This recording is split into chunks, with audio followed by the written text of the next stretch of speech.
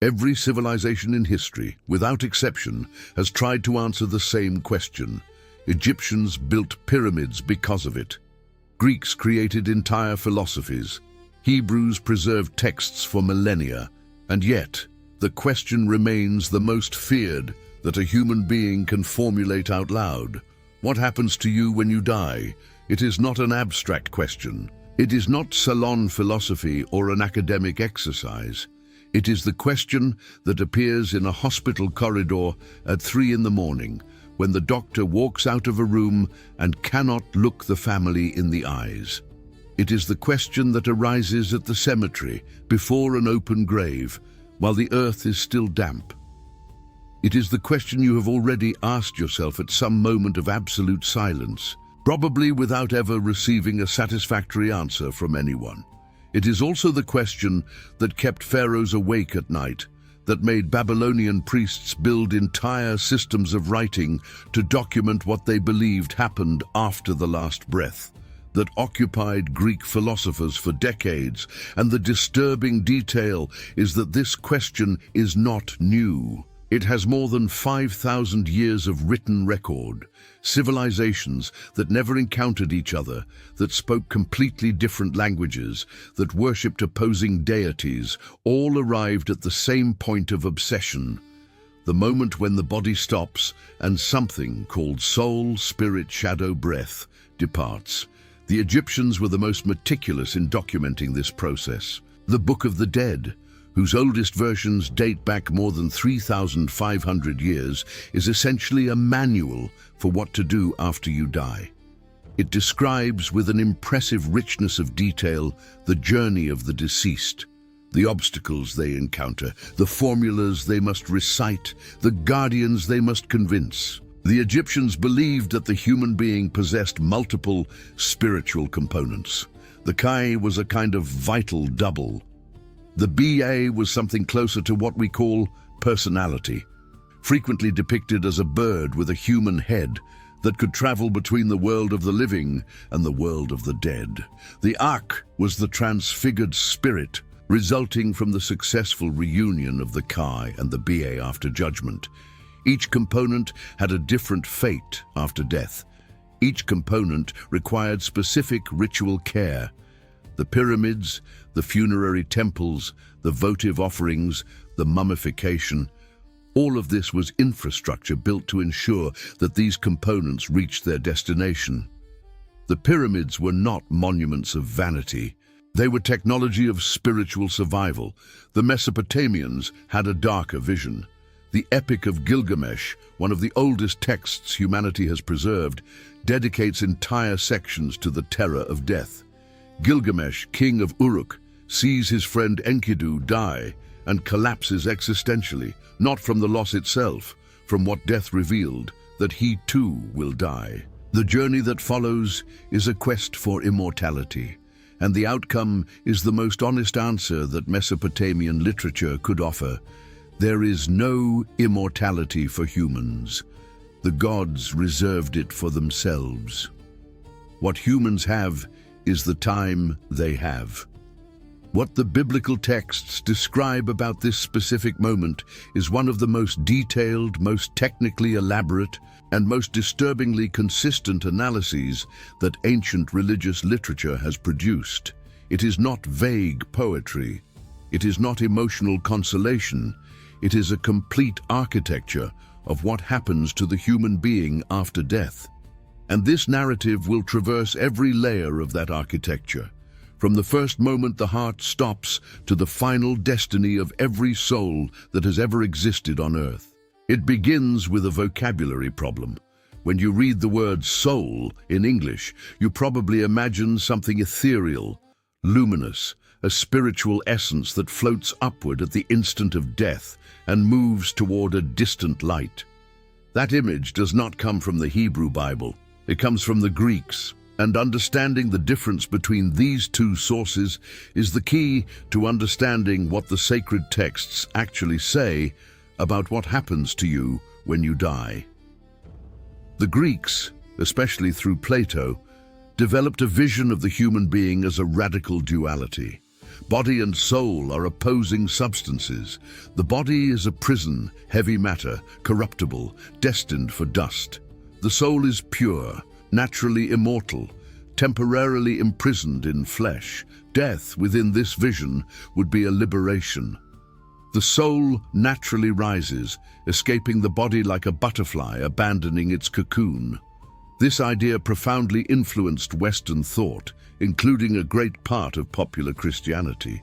But it has no Hebrew origin.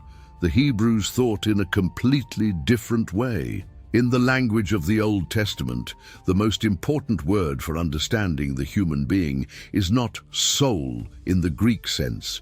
It is nephesh.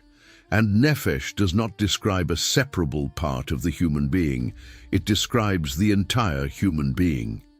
When the book of Genesis, chapter 2, verse 7, records that God formed man from the dust of the ground and breathed into his nostrils the breath of life, and man became a living soul. In Hebrew, the phrase literally says that man became a nephesh, not that man received a soul, he became one. Consider the perspective of what this means. You do not have a soul. Within Hebrew anthropology, you are a soul. The integration between the physical and the spiritual is so complete that separating them is, by definition, death. Not liberation. Death. This changes everything about how you read what follows. The second crucial word is ruach.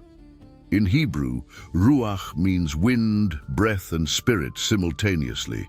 It is the divine element that God breathed into the human being.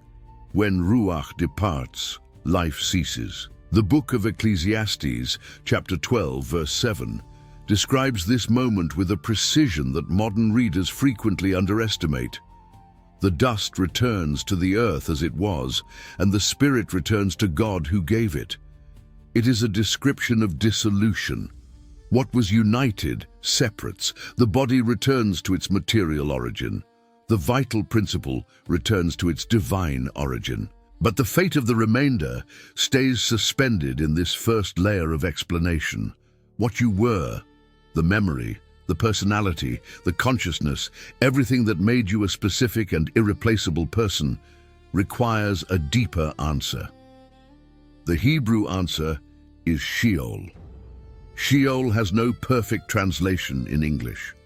Modern Bibles sometimes render it as grave, sometimes as the realm of the dead, sometimes simply leave the word transliterated. This is because Sheol is a concept that resists simplification. It is not the hell of popular imagination. It is not paradise. It is not purgatory. It is the place where the dead exist, in a state that the Hebrew texts describe with disturbing consistency as shadow. The dead in Sheol are called Rephaim in Hebrew. The word derives from a root meaning weak, pale, diminished. The Rephaim are shadows of the people they once were. The prophet Isaiah, chapter 14, verses 9 to 11, describes the arrival of a powerful king in Sheol. The shadows of the dead rise to meet him. Kings who were great on earth are there, recognizable but diminished. They call each other by name. They recall the life they had. But they dwell in silence and darkness, in a state that the Hebrews understood as separation from God. The greatest possible calamity for a being that had been created for communion with him. The book of Job, one of the oldest texts in biblical literature, returns to this theme of Sheol with anguishing intensity.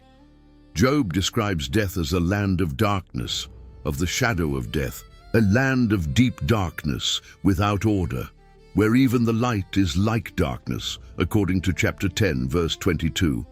It is not a description of active torment. It is a description of absence, of an existence that is only an echo of what existed. The Psalms return to Sheol with a frequency that reveals how much this concept inhabited the imagination of the Hebrew writers. David, in multiple Psalms, expresses the horror of descending to Sheol as the worst of all possible calamities, not for the physical suffering involved, but for the separation from God that it represents. In Psalm 30, verse 9, he writes, What profit is there in my blood if I go down to the pit? Will the dust praise you? Will it declare your truth? The logic behind the question is revealing. In Sheol, the capacity to praise, to relate to God, to participate in the community of the living is suspended, not extinguished, suspended. And for someone created for communion with God, that suspension is described as the ultimate deprivation. And then one of the most disconcerting texts in all of the Old Testament appears. 1 Samuel chapter 28.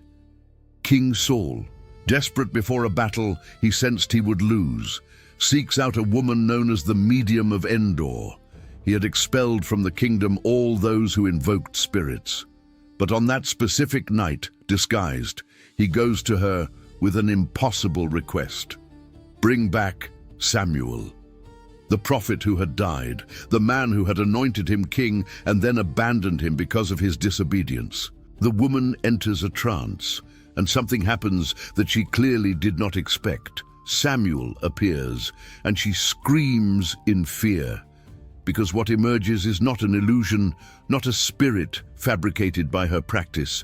It is Samuel, recognizable, lucid, irritated at having been disturbed. The text records that Samuel says to Saul, "Why have you disturbed me by bringing me up?" The verb in Hebrew is central, to come up. Samuel did not descend from some celestial place. He came up, came from below, from Sheol, and then Samuel makes a prophecy. He tells Saul that the next day he and his sons would be with him. Together, in Sheol, the battle happened. Saul died, and the prophecy was fulfilled with a precision that the text records without any dramatic embellishment. This episode reveals a detail that scholars have debated for centuries. The dead in Sheol maintain identity. Samuel was still Samuel. He recognized Saul. He knew what had happened and what was about to happen. Death did not erase the person. It placed them in suspension. Suspension is the word that best captures what the Hebrew texts describe about Sheol. Not extinction, not glorious liberation. A waiting, an interval between the death of the body and a future event that the prophets were beginning to glimpse with ever greater clarity as the centuries advanced. Daniel is the prophet where this glimpse becomes most distinct. The book of Daniel, chapter 12, verse 2, contains one of the most precise declarations about resurrection in the entire Old Testament. Many of those who sleep in the dust of the earth shall awake, some to everlasting life, and some to shame and everlasting contempt. The metaphor of sleep is deliberate. It is not extinction, it is sleep, with an anticipated awakening, and the distinction between the two destinies is established with a clarity that many later texts will expand upon. Two destinies, a division that does not happen at the moment of death. It happens at the awakening. This means that Sheol, in Hebrew cosmology, is not the final destination. It is the interval, the place where the shadow of what you were awaits something greater. And what that something greater is, when it happens, and what conditions determine which of the two destinies each person goes to, is the core of what the New Testament will develop with a richness of detail that has no parallel in ancient religious literature. Jesus of Nazareth taught about death in a way that shocked even his closest followers. In Luke chapter 16, verses 19 to 31, a narrative appears that theologians still debate whether it is a parable or a historical account. A rich man and a beggar named Lazarus die in the same period. The text does not describe death as absence. It describes it as an immediate transfer to distinct places. Lazarus is carried by angels to Abraham's bosom, a Jewish idiomatic expression for the place of honor, of communion with the patriarchs, of consolation. The rich man wakes up in a place of torment, and the text establishes that there is a great chasm between the two places, a separation that cannot be crossed in either direction. What is disturbing about this account is not the details of the torment or the comfort. It is the consciousness. The rich man in torment recognizes Abraham. He recognizes Lazarus. He recalls his life. He recalls his brothers who are still alive. He asks that someone warn them. He demonstrates love, repentance, concern. He is completely lucid and completely separated from any possibility of change. What the text is saying about what happens to you at the moment of death is not ambiguous. Consciousness continues, identity remains, emotional bonds remain, but the possibility of altering one's destiny does not continue. What was chosen in life becomes permanent in death. This is the most disturbing assertion in all of biblical literature on the subject. It is not that death hurts. It is not that death frightens. It is that death fixes. It permanently stamps what was built in life. And there is a specific detail in the account in Luke that hurried readers frequently miss. The rich man does not ask to leave the place where he is. He knows that is impossible. What he asks is that someone warn his brothers, that someone who has risen from the dead go to them and alert them. And Abraham responds with a phrase that echoes throughout the entire biblical narrative about death and eternity. If they do not hear Moses and the prophets, neither will they be persuaded if someone rises from the dead. Luke wrote this decades after a specific resurrection had taken place. The detail is there, recorded in the text, waiting for the reader to perceive the layer. Paul of Tarsus is the writer who most systematized the theology of death in the New Testament. In the second letter to the Corinthians, chapter 5, verses 1 to 8, Paul uses the metaphor of a tent and a building. The physical body is the tent, temporary, foldable, vulnerable, but there is an eternal building prepared. And in the middle of this text, he writes one of the most quoted and least understood phrases about death. We prefer to be away from this body and at home with the Lord. The phrase implies that leaving the body and being with Christ are simultaneous or immediately sequential events. There is no mention of a long period of unconsciousness. The transfer appears to be immediate. In Philippians chapter 1 verses 21 to 23, Paul writes that for me to live is Christ and to die is gain, and adds, I have the desire to depart and be with Christ, which is far better. The language is of immediate presence, to depart and to be, not to depart and wait indefinitely in unconsciousness. But in 1 Thessalonians chapter 4 verses 13 to 16, the same Paul describes those who died in Christ as sleeping, and describes a future resurrection in which God will bring with him those who have fallen asleep in him, which apparently contradicts the idea of immediate presence introduced in Philippians. Biblical scholars have debated this apparent tension for centuries.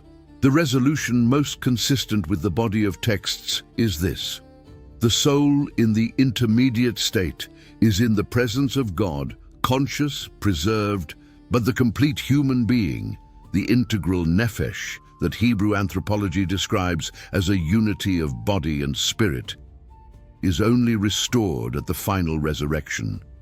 The soul without the body is, within the Hebrew view, an incomplete being. Full completeness awaits the resurrection. Paul returns to this point with impressive technical depth in 1 Corinthians chapter 15. 34 verses dedicated exclusively to the resurrection of the body, not to the immortality of the separate soul, to the resurrection, to the transformed, glorified body, but still a body. Paul compares the body that dies to a seed, and the body that is raised to a plant completely different from the seed. Continuity of identity, discontinuity of form. What is sown in corruption is raised in incorruption. What is sown in weakness is raised in power. What is sown as a natural body is raised as a spiritual body, not a spirit without a body, a spiritual body. The distinction is technical and intentional. Now enters the book of Revelation. Revelation chapter 20 verses 11 to 15 describes what the texts call the Great White Throne, a final judgment. The dead, great and small, before the throne. Books opened, one specific book called the Book of Life. The dead judged according to their works, as recorded in the books. The detail that most people do not notice in this text is that death and Hades, mentioned as almost personified entities, give up the dead that were in them, which suggests that Hades, the Greek equivalent of the Hebrew Sheol, is the intermediate state, and at the final judgment, that intermediate state is terminated.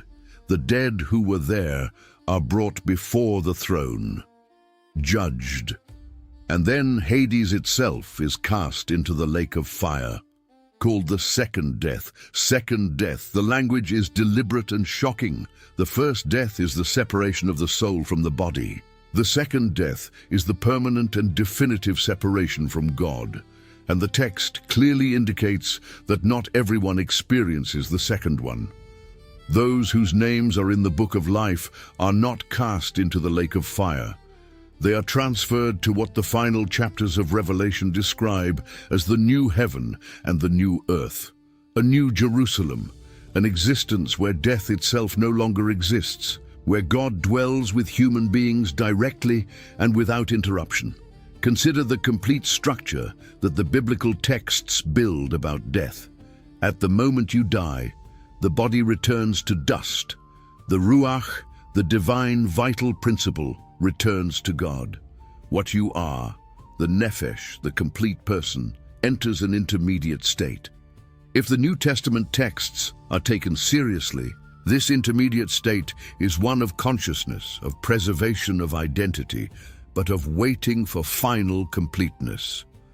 And depending on what was built in life, this intermediate state is one of consolation or of anguish. This waiting has indefinite duration within human time, but the event that ends it has already been announced: the resurrection, the judgment, the definitive separation between the two destinies that Daniel glimpsed, and that Revelation describes with disturbing visual precision. This is the architecture.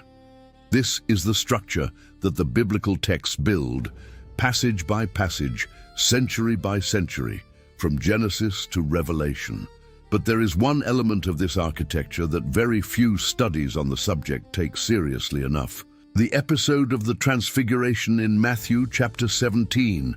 Jesus is on a mountaintop with 3 of his disciples, and 2 men appear beside him, Moses and Elijah. Recognizable. The disciples identify them. Moses had died centuries before. Elijah had been taken up without dying. Both exist somewhere. Both are called back to time by an event that the evangelists describe as brief, punctual, but sufficient for the disciples to see them conversing with Jesus about what was about to happen in Jerusalem. Moses conversing about the future. Moses, who had died centuries before, whose tomb no one ever found. Deuteronomy chapter 34 verse 6. Was there, conscious, engaged, participating in a conversation about events that had not yet occurred.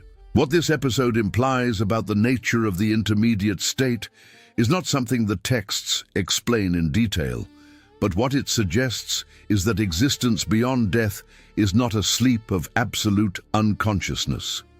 Moses did not wake up confused, not knowing where he was or what was happening. He was present, lucid, informed. There are still 2 episodes that most people know superficially, but whose theological weight regarding the question of the soul is rarely explored. The first is the conversation between Jesus and the criminal crucified beside him. Luke chapter 23, verses 42 to 43. The man dying beside Jesus asks to be remembered when Jesus entered his kingdom. A vague request, open to multiple interpretations, and Jesus responds with a specificity that leaves no room for reinterpretation. Truly, I tell you, today you will be with me in paradise. Today, not at some distant future moment, not after a purification process, not after a preliminary judgment. Today, on the day both of them died, they would be together in a place called paradise. The word used is paradisos, a Greek term that came from Persian and described a royal garden enclosed by walls, a place of reserved beauty, of privileged presence. The second episode is the resurrection of Lazarus of Bethany in John chapter 11, not the Lazarus of Luke's parable. Lazarus the friend, Lazarus the brother of Mary and Martha, Lazarus who had been dead for 4 days when Jesus arrived. 4 days. Enough for, in Martha's words, there to be a bad odor. Enough for there to be no ambiguity about what had happened. Lazarus was not in a coma. He was dead. Jesus weeps before the tomb. The text records this detail with a simplicity that defies any attempt at satisfactory emotional analysis. The man who was about to reverse death weeps before it. Why? Not for the disciples present, not for the crowd. The text suggests he weeps for Mary and Martha, for people he loved, for their pain, and then Jesus commands the stone to be removed, prays aloud to the Father, and calls Lazarus by name. The text does not describe a gradual process of reanimation. Lazarus came out, wrapped in burial cloths, needing help to walk, but out, alive, back. What this episode says about the nature of the soul is not immediately obvious, but there is a detail that readers attentive to the Greek text perceive. When Jesus calls Lazarus, he uses a deliberately loud voice, and the text records a phrase Jesus says before calling him, "Whoever lives and believes in me shall never die." The promise precedes the miracle. The miracle is the demonstration of the promise. The resurrection of Lazarus is not only an act of compassion, it is a preview of the central event toward which all of the biblical architecture of death points. Jesus himself died and rose again. He did not rise in the same way as Lazarus, who returned to the body he had and would eventually die again. He rose in a transformed body, recognizable by those who knew him, as demonstrated by the accounts in the Gospels. Mary Magdalene recognizes him in the garden. The disciples recognize him in the room. Thomas touches him, but different enough that sometimes he is not recognized immediately. A body that passes through locked doors, that appears and disappears, that eats broiled fish to demonstrate real corporeality. Paul, in 1 Corinthians, calls this resurrected body the spiritual body and affirms that Christ is the first fruits, the first fruit of a harvest that is to come. What happened to Christ is the model for what will happen to all who die in him. Not the immortality of the soul separated from the body, resurrection, body and soul reunited in a transformed, permanent, incorruptible form. It is at this point that the biblical architecture of death reaches its completeness. The journey is this: creation as nephesh, unity of matter and divine breath; death as the separation of that unity; the intermediate state as the preservation of consciousness and identity in waiting; resurrection as the transformed reunion of body and soul; judgment as the definitive fixing of destiny; and then either the second death, permanent separation from God, or life in the direct presence of God in a renewed cosmos. Each stage has texts. Each text has context. No stage was inserted all at once by a single author. This architecture was built over more than 1,000 years of writing by authors who never met, in radically different historical contexts, using 3 distinct languages, Hebrew, Aramaic, and Greek, and arriving at a structural coherence that specialists in comparative literature find difficult to explain as merely the product of human culture. Babylonians, Egyptians, Greeks, and Hebrews disagreed on almost everything, in wars, gods, rituals, borders. But on one point, the oldest texts that survived converge with a consistency that archaeologists call impressive. There is something in the human being that does not die with the body. The Bible did not invent this idea. It detailed it with a precision that no other document from antiquity achieved. It described the destinies, the intermediate states, the conditions. It put names on places that most people treat as abstract concepts: Sheol, Hades, Paradise, New Jerusalem, Lake of Fire. Each of these terms has context, has passages that develop them, has an internal logic that connects Genesis to Revelation as two ends of a single narrative about what the human being is and where they are going. 3,000 years later, the question remains open for every person who is still on this side of the border. What you do with this time is the only variable that can still be changed.